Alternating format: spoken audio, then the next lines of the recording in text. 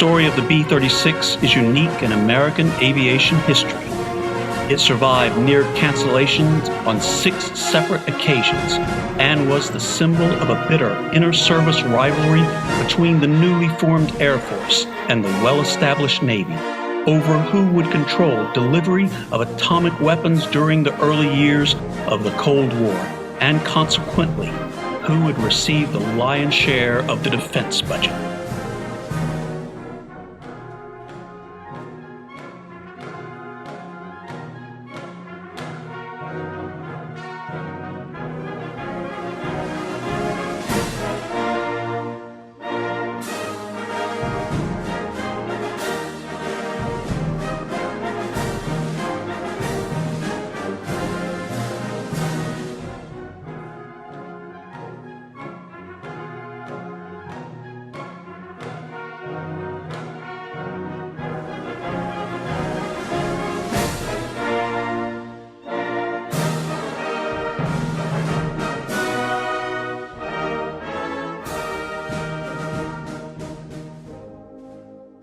In early 1941, with World War II raging in Europe, the United States Army Air Corps, or USAC, had concerns regarding the range of its bomber force. With the fall of Britain still a potential reality, it would require a bomber with transcontinental capability and sufficient range to strike targets in Europe from bases in Newfoundland. To fill this need, it issued specifications for a very long-range bomber in 1941. Only 2 contractors picked up this challenge, Consolidated and Boeing. After a brief design competition, Consolidated won the development contract, ultimately designating the project XB-36. Consolidated promised a prototype within 30 months, with a second to follow 6 months later. This timetable soon was disrupted by the United States' entry into World War II. With the bombing of Pearl Harbor, Consolidated was ordered to slow the project in favor of focusing on the production of the B-24 Liberator. The size and power of the airplane can only be described with words like huge and enormous.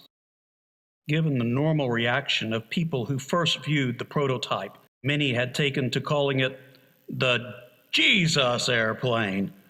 The B-36 commanded awe from all who saw and heard it. Everything about the B-36 was larger than life and difficult to describe. The sheer scope and size of the plane were only matched by the press releases and propaganda unleashed by the Air Force and Convair.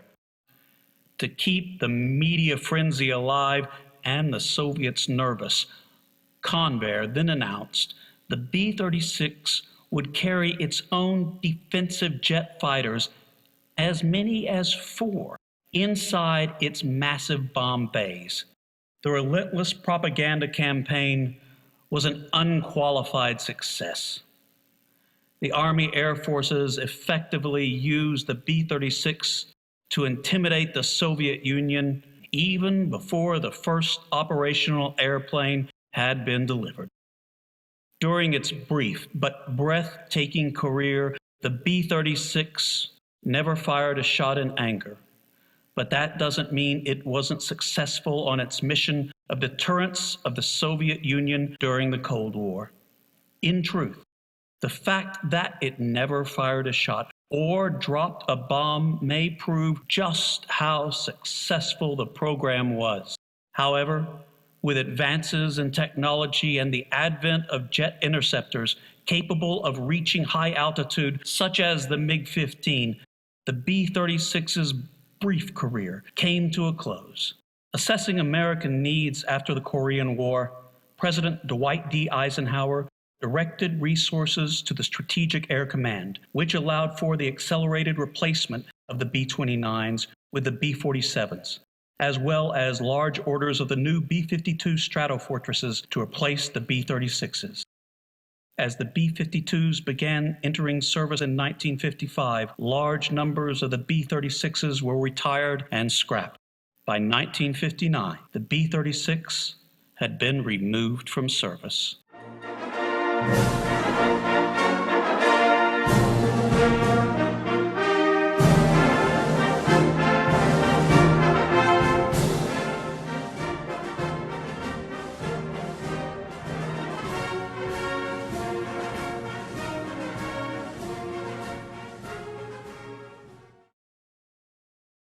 The history of the B-36 is indelibly tied to Fort Worth, Texas, and to the plant that produced it, officially known as Government Aircraft Plant 4. And you can't mention Fort Worth, Texas, without talking about its biggest booster and champion, Amon G. Carter. Carter was the owner and publisher of the Fort Worth Star-Telegram. He abided a great love of Fort Worth and selfless philanthropy, a near obsession with aviation, and a deep-seated disdain for neighboring Dallas, the larger, more metropolitan city 30 miles to the east. The Star-Telegram and Carter's influence stretched far and wide. In 1936, an article in the Amarillo Globe read, "West Texas is bound on the north by Colorado and Oklahoma, on the west by New Mexico, on the south by Mexico, and on the east by Amon Carter." But Carter's power and influence stretched well beyond West Texas. In fact, his power could not be ignored even in Washington, D.C. In 1939, President Roosevelt described American military air power as utterly inadequate and requested Congress to provide $300 million for the purchase of 3,000 aircraft for the Army.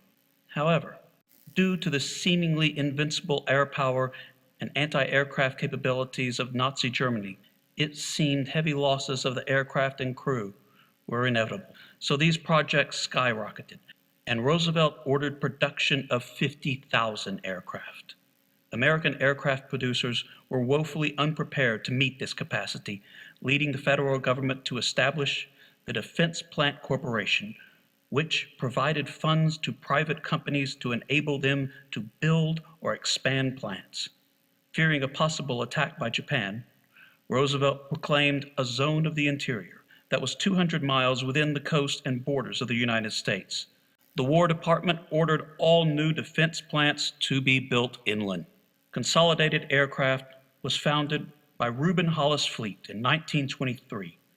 Consolidated had two aircraft, the PBY Catalina, an amphibious patrol airplane, and the B-24 bomber that would prove essential to the war effort. Fleet needed an inland location adjacent to a lake to build his new assembly plant. Carter had become acquainted with Fleet during his frequent flights on Pan American World Airways and was determined Fort Worth would be Consolidated's new location. However, this was not the only connection Carter had at his disposal. In 1939, Jesse Holman Jones was appointed head of the Reconstruction Finance Corporation, and in 1940, head of the Defense Plant Corporation. Carter and Jones had been friends and political allies since the 20s. Roosevelt gave Jones the authority to spend up to $500 million without the approval of the president or Congress. The freedom to spend such large sums of money with little to no government oversight earned Jones the reputation of being the fourth branch of government. Lastly, President Roosevelt's daughter, Anna, and son, Elliot, both lived in Fort Worth, and FDR became a frequent visitor to the city. So Carter was well connected to lure his aircraft plant, and because Fort Worth was home to an Army aircraft training base in World War I, it already had the required infrastructure. Consolidated, however, seemed more interested in Fort Worth's rival to the east, Dallas. Site surveyors from Consolidated arrived in Dallas on November 1939 and identified a site located west of Hensley Reserve Airfield on Mountain Creek Lake, which appeared to meet all their requirements. An agreement was reached between Consolidated and Dallas, contingent upon a pending merger between Consolidated and the Hall Aluminum Aircraft Company. Fort Worth was in dire economic straits at the time. The Dust Bowl had decimated agriculture in the region, and like the rest of the country, the Great Depression had sent the local economy into a tailspin. Fort Worth needed the large war material factory to avert a seemingly inevitable economic collapse.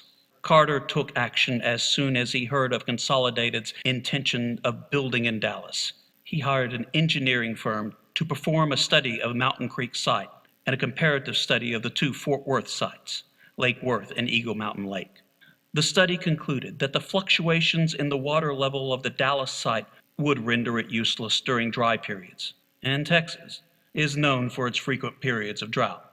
However, because of a series of dams on the Trinity River, the water levels of both Fort Worth sites could be steadily maintained. Carter mailed the report to Consolidated. In the end, all the maneuvering was needless, and Consolidated's merger with Hall fell through, and another company, North American Aviation, took the Dallas site and built P-51s, B-24s, and B-25s. But that still did not mean Fort Worth would get its aircraft plant or Consolidated. The Defense Plant Corporation announced a list of approved cities from which Consolidated could choose one preferred and one alternate location for building the new plant.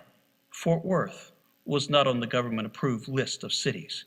It took incessant and heavy cajoling and political maneuvering from Carter and Fleet, along with a massive public relations campaign to finally get Fort Worth approved for the Consolidated plant.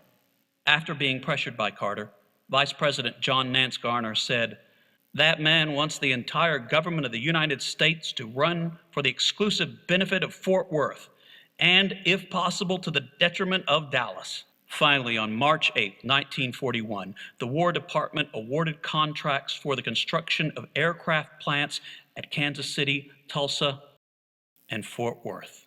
And Consolidated stated the Fort Worth plant would be significantly large enough to produce an aircraft that would dwarf the 50,000-pound B-24.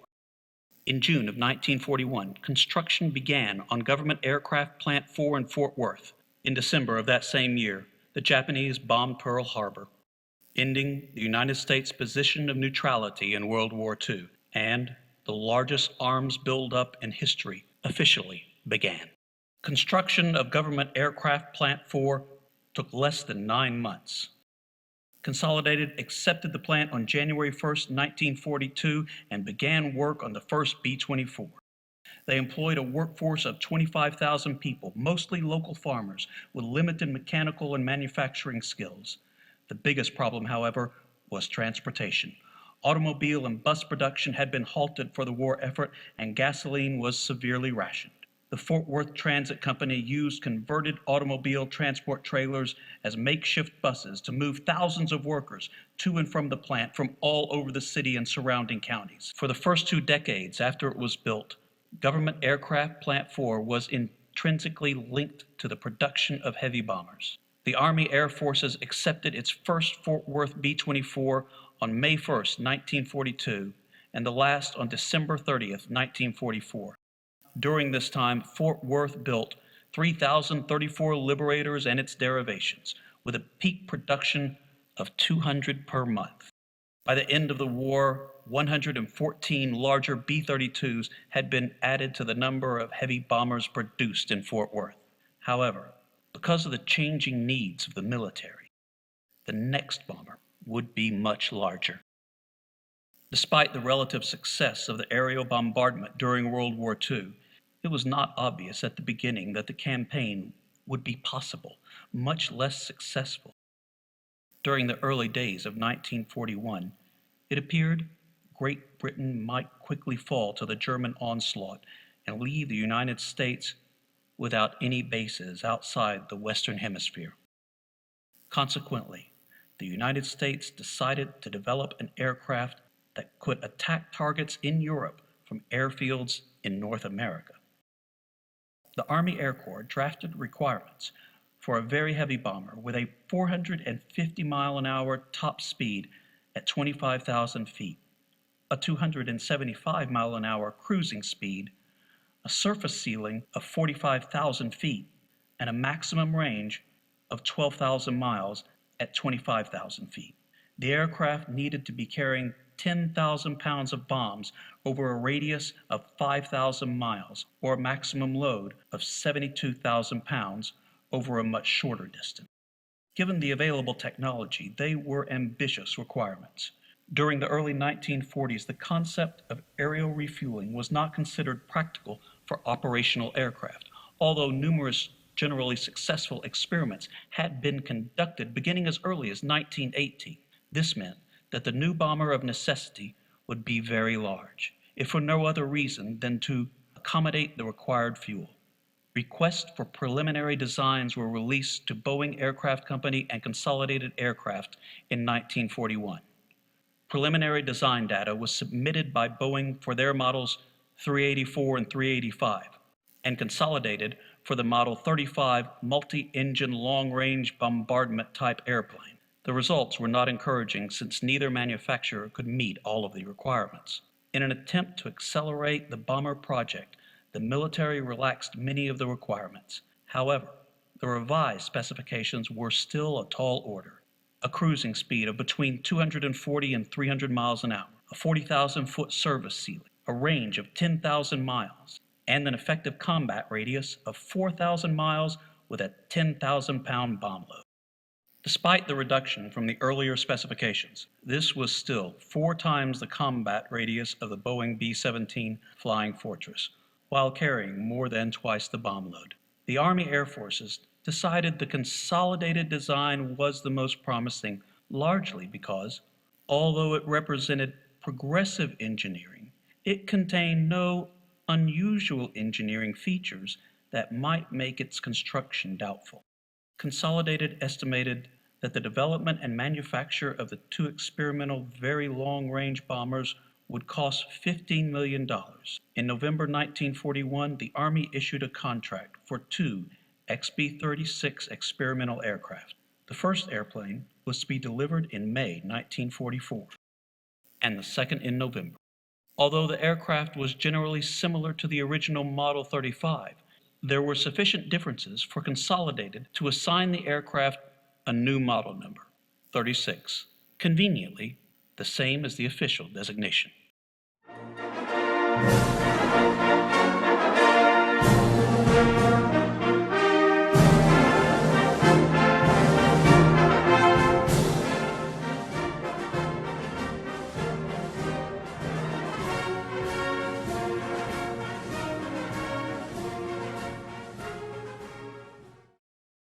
By mid-1944, the military situation in the Pacific had improved significantly.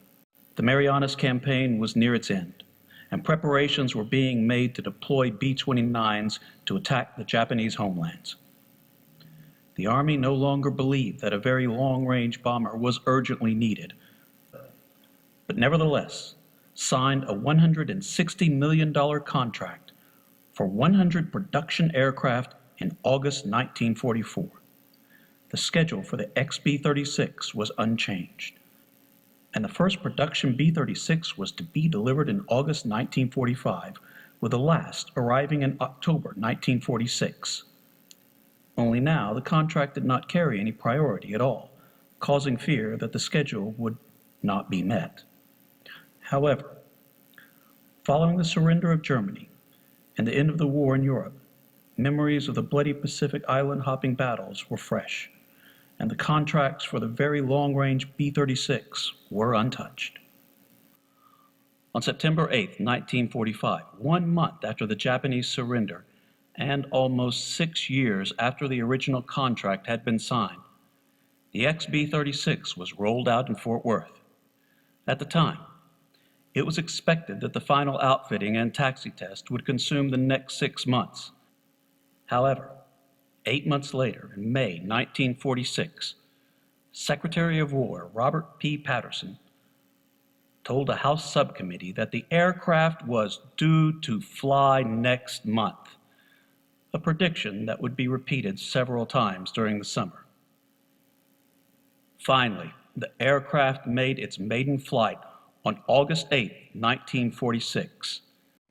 It was the largest and heaviest aircraft ever flown, and the 37-minute flight was generally uneventful. Early test flights confirmed that the aircraft's top speed was only about 320 miles per hour. The XB-36 was used for aerodynamic and systems testings, but lacked any military equipment and did not represent the production configuration. On Monday, March 22, 1948, Convair officials announced that the 7th Bombardment Wing at Carswell Air Force Base, on the other side of the runway from the Convair plant, would become the first operational unit for the B-36 when the first of the 100 aircraft was delivered sometime this week. However, the announcement proved premature, as ongoing modifications to the aircraft delayed its delivery more than 3 months. Finally, in April 1948, the tide began to turn, and the B-36 was able to demonstrate its potential. In April, a B-36A made a 33-hour, 10-minute flight covering 6,922 miles, shuttling between Fort Worth and San Diego. Unfortunately, problems with the two engines limited the average cruising speed to a disappointing 214 miles per hour. On June 26, 1948, the first B-36A to be delivered to the Strategic Air Command was taxied under its own power from Consolidated Vultee to the 7th Bomb Wing at Carswell. The airplane was named the City of Fort Worth and was assigned to the 492nd Bomb Squadron. In 1947, construction had begun on a new base in Limestone, Maine, to accommodate the B-36, while plans were being made for additional B-36 groups to be based at Rapid City, South Dakota, and Fairfield, Suisun, California. Even given the long-range capability of the B-36, the airplane could not attack all of its targets directly from the normal bases in the United States. In response, the Air Force selected a series of pre-strike staging bases in the far north, with flight paths that took them near or over the North Pole, a route that caused new problems. The magnetic compasses that were still being used as the primary navigation tool at the time did not function well in extreme latitudes. As a result, the project Global Electronics Modification, or Project GEM, was initiated to provide equipment for worldwide navigation as well as various cold weather modifications. B-29s and B-50s also received air-to-air refueling capabilities as part of GEM. After suitable polar navigation equipment was installed, the 7th Bomb Wing began deploying B-36Bs to bases in Goose Bay, Labrador, Limestone, and Fairbanks, Alaska. These aircraft had their wingtips and empennage painted bright red in case they were forced down in rough terrain or snow. In a maximum range demonstration, a B-36B from the 7th Bomb Wing flew a 35-hour round-trip simulated bombing mission from Carswell to Hawaii on December 7th and 8th, 1948. A 10,000-pound bomb load of dummy bombs was dropped in the ocean a short distance from Hawaii. The flight covered more than 8,100 miles. The average cruising speed was only 236 miles per hour. Nevertheless, this proved the B-36, given the right circumstances, could attack almost any target in the world. Interestingly, the B-36 penetrated Hawaiian airspace without being detected by the defensive forces on the islands, an embarrassment they did not appreciate since it came 7 years to the day after Pearl Harbor. A 10,000-mile mission was undoubtedly possible under ideal conditions. Although confidence-building, these missions were not truly representative of the state of the B-36 fleet. During 1949, SAC rarely had more than 40 B-36s on hand, and only 5 to 8 of these were considered operationally capable. The 7th Bomb Wing was, in essence, a service test unit.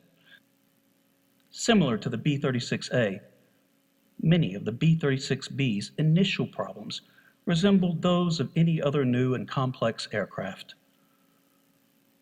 Part shortages were acute, and it was often necessary to cannibalize some of the B-36Bs to keep others flying.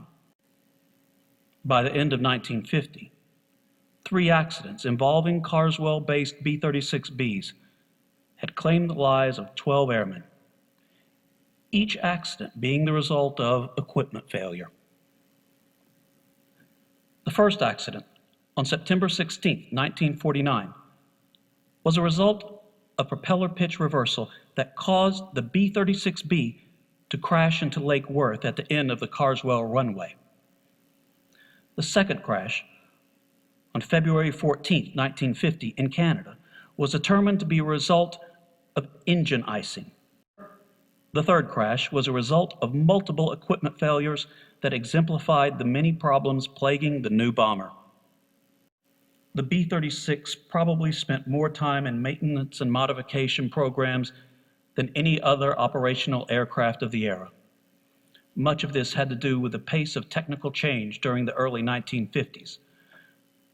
New weapons and electronics were constantly being added to the aircraft. In particular, the first 95 airplanes spent a majority of their early careers being modified. In June 1953, Convair announced that it would be initiating an unprecedented program of prime importance to the entire aircraft industry.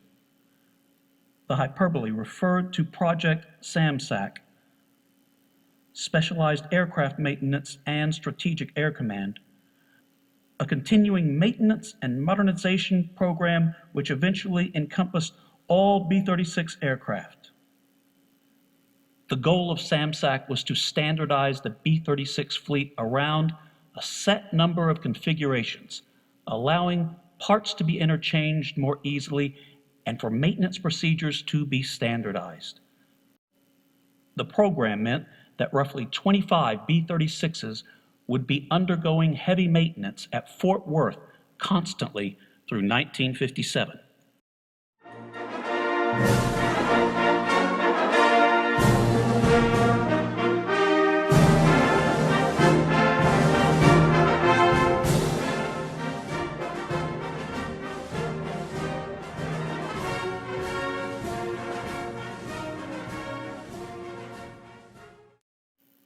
The war in Europe ended officially on May 8, 1945, but the Allied forces, including the United States, continued to maintain a military peacekeeping presence in most of the defeated territories. During the war, the United States had established numerous air bases throughout Europe, North Africa, and parts of the Middle East, and opted to maintain control over them to provide communication and supply lines for its post-war occupation forces. When it became clear the Soviets intended to force the Allied powers out of Berlin before overthrowing Turkey and Greece, the United States began transforming its occupation forces into a combat-ready organization.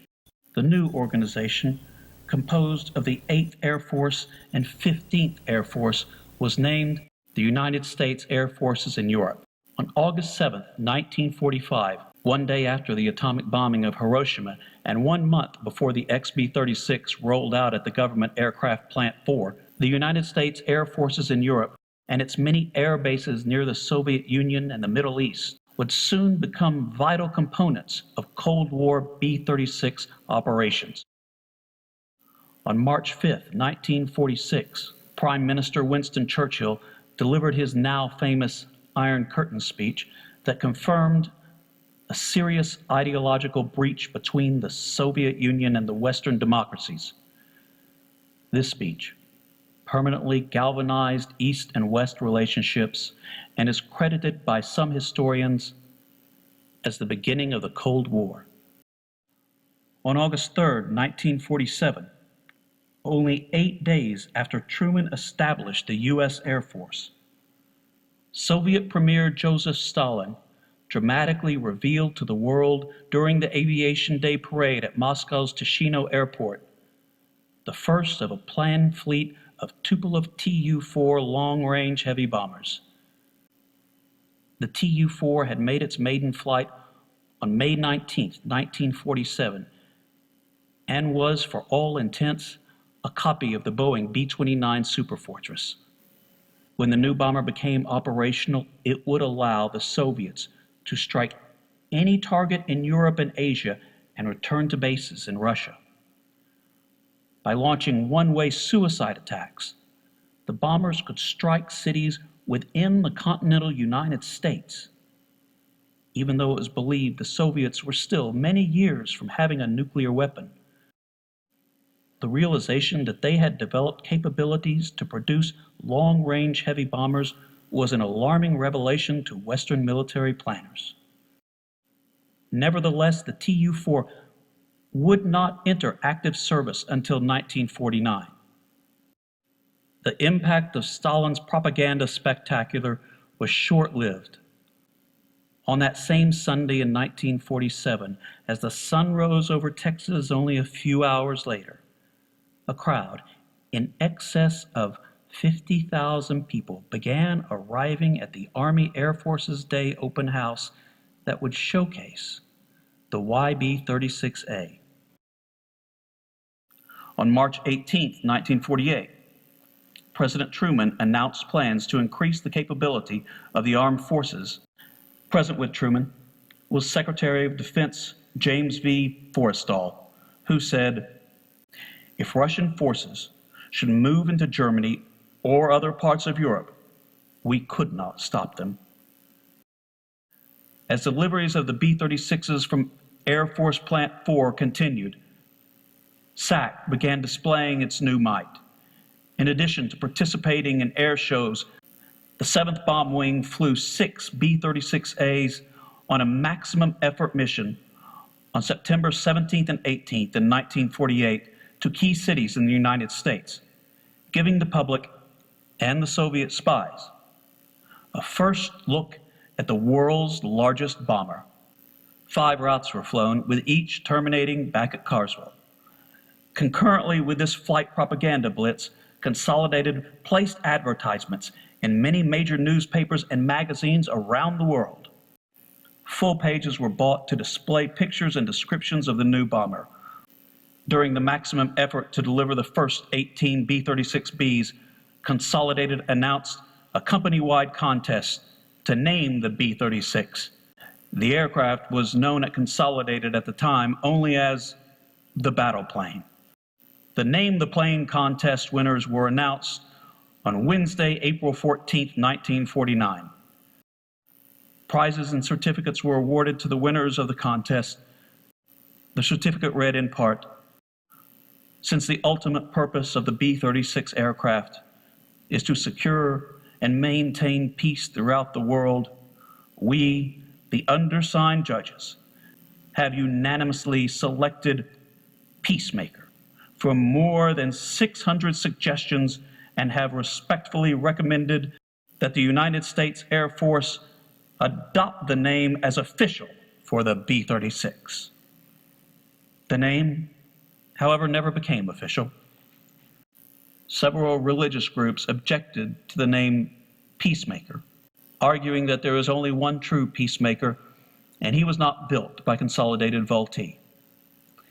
In the end, the Air Force disapproved the name, and the B-36 served its career with only a designation. On August 29, 1949, the Soviet Union conducted its first test of a fission bomb. The public met this announcement with great interest, but the United States military strategists were not particularly alarmed by the development.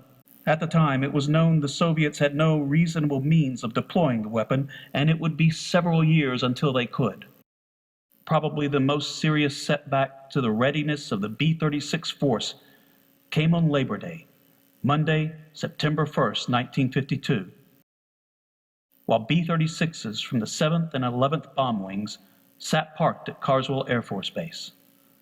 Surprisingly, The attack came not from the Soviet Union or even from the U.S. Navy, but from a source much more deadly and harder to predict. Various maintenance procedures were being carried out, and most of the aircraft were parked and not tied down. The weather forecast called for thunderstorms and gusty winds, not unusual for Texas during the summer. At 6:42 p.m., a tornado made a direct hit on the base and scattered the aircraft as if they were toys.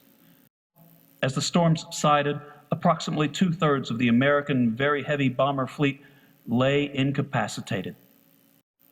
Thankfully, most of the personnel were off the base for the long Labor Day weekend, and there were few injuries. The base was immediately closed from fear of a major fire, as thousands of gallons of high-octane aviation gasoline spilled from the ruptured fuel tanks and washed across the airfield. Flight operations were hurriedly transferred to other bases and to nearby Meacham Field. Not surprisingly, the original news accounts of the damage were less than accurate. For instance, the Convair employee newspaper reported that one B-36 had been destroyed, which was correct, and that a number were damaged, which was a gross understatement. The paper also reported that 9 B-36s at Convair had been damaged, including 4 that sustained severe damage after they were rocked back on their tail sections. One aircraft had been virtually destroyed and 82 others were damaged, including 10 at the Convair plant across the runway. 24 of those were considered seriously damaged. Upon receiving the news, the Strategic Air Command removed the 19th Air Division from the war plan. Starting at dawn the next day, the Air Force made a thorough assessment of the damage and called for a meeting of the Upper Air Force staff to develop a repair plan. The Air Force approved the repair plan, and a one-page letter contract was executed for repair of 2 aircraft by Colonel Jim Ferry and August Eisenwine, President of Convair Fort Worth Division. Never before had an Air Force contracting officer issued a one-page letter contract authorizing several $1 million worth of work. Within 10 days of the storm, the 7th Bomb Wing was declared operationally ready. Interestingly enough, by the end of September, the 2 bomb wings at Carswell were operating more aircraft than before the storm. On January 27, 1953, the Fort Worth Star-Telegram reported that on November 1, 1952, a B-36 from Carswell had dropped a thermonuclear weapon at Eniwetok Atoll. The newspaper said the freshly painted airplane was scarred and blistered upon its return to Carswell. Unfortunately, as with many things reported in the newspaper, this was not completely correct. There indeed had been a test of a thermonuclear device on November 1st. Shot Mike of Operation Ivy was detonated at Eniwetok. However, the 10.4 megaton device was too heavy to be airdropped and was detonated on the ground. Nevertheless, a B-36H did conduct the first drop of a live thermonuclear weapon on November 16th as part of Shot King. The prototype Mk-18 super ore alloy bomb was released from 40,000 feet using the Y-3A periscopic bomb sight. Remarkably, the bomb was only 215 feet from the aiming point when it exploded at the altitude of 1,480 feet with a yield of 500 kiloton. Hostilities in Korea ended on July 27, 1953, after claiming more than 50,000 American lives. The North Koreans had participated in the ceasefire negotiations on 3 previous occasions, only to be followed by major military offensives. It appeared their peace talks were part of an ongoing ploy to win military victory in the conflict by gaining time to rearm, to prevent this from being repeated. 1 month after the truce was signed, President Eisenhower ordered SAC to deploy B-36s from the 92nd Bomb Wing at Fairchild to the Far East visiting bases in Japan, Okinawa, and Guam. Operation Big Stick was a 30-day exercise that dramatically demonstrated U.S. determination to keep peace in the region. The operation also fulfilled Convair's stated purpose of the B-36. The ultimate purpose of the B-36 aircraft is to secure and maintain peace throughout the world. As a further demonstration of power, on October 15th and 16th, 1953, the 92nd Bomb Wing made a 90-day deployment to Guam, marking the first time an entire B-36 wing had deployed overseas. In 1954, Hollywood descended on Carswell to produce what has since become a cult classic amongst military aviation fans. Paramount Pictures brought Jimmy Stewart, June Allison, Frank Lovejoy, and Harry Morgan to Fort Worth to film Strategic Air Command, a propaganda film that also starred the B-36. Opening day of the film was similar to that of other epic films of the time, such as Ben-Hur, The Ten Commandments, and Spartacus, with blocks-long lines forming for tickets long before showtime. At Shady Oak Farm, a special private viewing of the film was made available for Amon Carter. The deathbed viewing of this film that featured actors who had been guests in his home was the last movie Mr. Carter ever saw. In May 1946, the Air Force initiated the Nuclear Energy for the Propulsion of Aircraft, or NEPA project, to support developing long-range strategic bombers and other high-performance aircraft. When the Atomic Energy Commission was created in January 1947, the fate of the military NEPA effort became uncertain, and the program was continued mainly to allow time for the Atomic Energy Commission to devise its own strategy. In May 1951, the Aircraft Nuclear Propulsion Program, a joint effort between the AEC and the Air Force to develop a full-scale aircraft reactor and engine system, effectively replaced the NEPA project. Another factor that led to the A&P program was a 1948 MIT study that concluded nuclear aircraft were likely less difficult than nuclear ramjets, which, in turn, would be less difficult than nuclear rockets to develop. Ironically, the opposite proved to be the case. As an operational level, atomic aircraft power plant was never developed. The principal concerns would be A, accidents which cause the release of fission products from the reactors, and B, the dosage from exposure to leakage of radioactivity. It was subsequently decided that the risks caused by radiation under normal circumstances were no greater than the risks that had been incurred during the development of steam and electrical power, the airplane, the automobile, or the rocket. The consequences of an accident, however, could be severe. In the end, the program had simply been around too long while producing too few results. On March 28, 1961, President John F. Kennedy issued a statement canceling the aircraft nuclear propulsion program. In it, he wrote, "Nearly 15 years and about $1 billion have been devoted to the attempted development of a nuclear-powered aircraft, but the possibility of achieving a military useful aircraft in the foreseeable future is still very remote."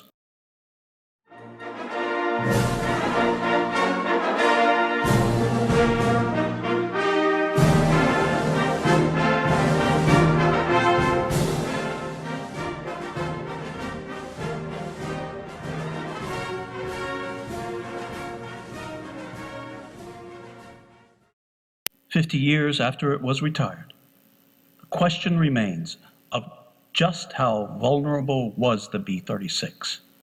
Despite claims the B-36 was too slow to perform its mission, in reality, it was one of the fastest piston engine bombers built.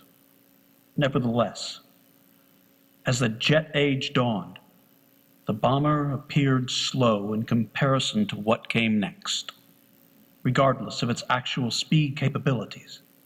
The Air Force claimed that the B-36 could fly at altitudes that contemporary fighters could not easily or routinely achieve. The Air Force contended that when a fighter did manage to get to 45,000 feet, it was usually as slow or slower than the bomber, and often unable to maneuver except on essentially ballistic trajectory. The B-36 large wing area allowed it to be fairly maneuverable at high altitudes, and the standard defense against a fighter attack was to make a sharp turn, something the fighter could not follow. The mission profile of the B-36 assumed it would meet little or no opposition until it was within 500 miles of its target, when the bomber finally reached 45,000 feet. This logic in retrospect appears flawed, but may not have been. Moscow is approximately 500 miles inside the Soviet border when approaching from friendly or at least neutral territory to the north. Approaching directly from sea without overflying other countries, Moscow is about 850 miles from the northern coast. The MiG-15 was specifically designed to intercept the Boeing B-29 Superfortress and was evaluated in mock air-to-air combat trials against an interred ex-US B-29 and a Soviet-built Tu-4 copy of the bomber. Perhaps the MiG-15's greatest inadequacy as an interceptor was a lack of radar. The pilot relied on ground-controlled intercept directions to get him within proximity of the bombers and his optical gun sight to aim. Then Soviet radar needed to provide approximately 30 minutes notice to allow the fighters to climb to 45,000 feet, and that assumes the bombers were passing nearly over the fighter base. This means the radar would need to detect the bomber 175 to 225 miles from the base. This was likely possible even given the primitive radar of the era, despite repeated Air Force claims that radar could not detect an aircraft flying at 40,000 feet. However, at the time, radar was useful primarily for establishing azimuth, not necessarily height. If the fighters were waiting at the wrong altitude, it might not be possible for them to correct, especially if the bombers were higher, while the bomber was still within range and before the fighters ran out of fuel. Unsurprisingly, the evidence seems to support the contention that both sides highlighted their strengths and downplayed their weaknesses. By 1952, jet fighters were undoubtedly capable of climbing to the operation altitudes used by the B-36, although their endurance and maneuverability at those altitudes are more in question. However, the fighter advocates usually ignored the limited endurance of the fighters, along with the fact that successfully engaging the bombers required precise timing to ensure the fighters were at the right place, at the right altitude, at the right time. 50 miles, 5,000 feet, or 5 minutes were possibly all deal breakers. Despite the 1951 proclamation by Curtis LeMay that the B-36 was a mature weapon system, in reality, it took several more years to reach that status. By the end of 1954, the B-36 was deployed with 11 operational wings and routinely rotated through Fort Worth, San Diego, and San Antonio for major maintenance as part of the SAN-SAN and SAM-SAC programs. The B-36 was the only aircraft capable of carrying any nuclear weapon in the inventory, particularly the first stockpiled thermonuclear weapons such as the Mk-17. Unfortunately, by 1954, it was obvious that the B-36 was also becoming quite vulnerable to the latest jet fighters, and that its high altitude capabilities were no longer sufficient compensation for its relatively slow speeds. The end of the B-36 was much like the beginning, protracted and somewhat confused. By 1953, the Air Force had decided to phase out the B-36 in favor of the new Boeing B-52 Stratofortress. The B-36 was certainly outmoded by then, and the B-52 promised a quantum leap in performance. But it would come at a tremendous cost in time and money, and its development lagged several years. In February 1956, the B-36 fleet finally began to be replaced by the B-52s. But defensive cutbacks in fiscal year 1957 and fiscal year 1958 slowed B-52 procurement and caused the final phase-out date for the B-36 to be changed from the end of 1957 to the end of 1959. Nevertheless, in February 1956, the first early model of the B-36s began arriving at Davis-Monthan Air Force Base outside Tucson, Arizona. Over the next 37 months, a two-step process would reclaim everything usable from the airplanes. The first step removed parts from each aircraft that would eventually find use on still operational B-36s and other aircraft types. The second step used a large guillotine to chop the airframe into pieces small enough to fit into portable ovens and smelt it into ingots.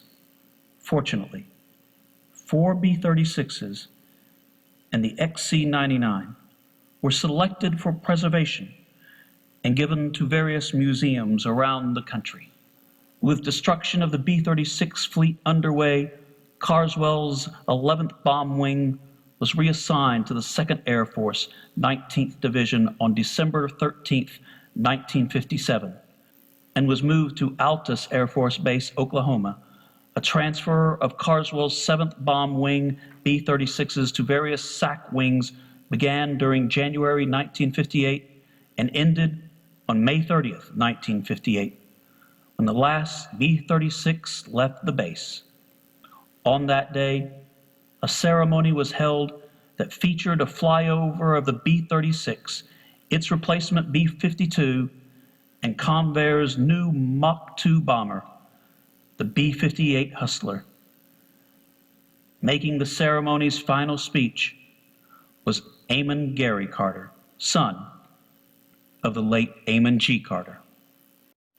By December 1958, only 22 B-36Js remained in the operational inventory, all with the 95th Bomb Wing at Biggs Air Force Base.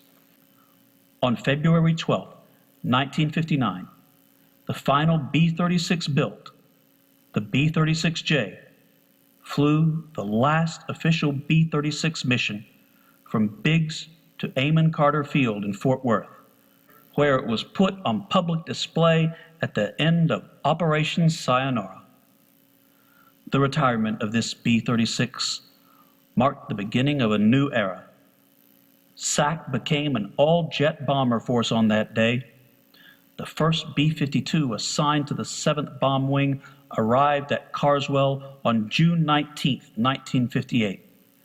The wing continued deterrence operations until being transferred during 1965 to Southeast Asia in support of the Vietnam War, and later returned to Carswell at the end of that conflict. The wing then moved to Dyess Air Force Base in Abilene, Texas, and Carswell Air Force Base closed, to later reopen as Naval Air Station Joint Reserve Base Fort Worth at Carswell Field. While the effectiveness of the B-36 in combat and its ability to efficiently carry out bombing raids will never be known, its primary goal of acting as a deterrent to possible Soviet aggression was achieved. While never officially named the Peacemaker, the B-36 was certainly deserving of the moniker and played an important role for the United States military during the tense and dangerous times of the Cold War.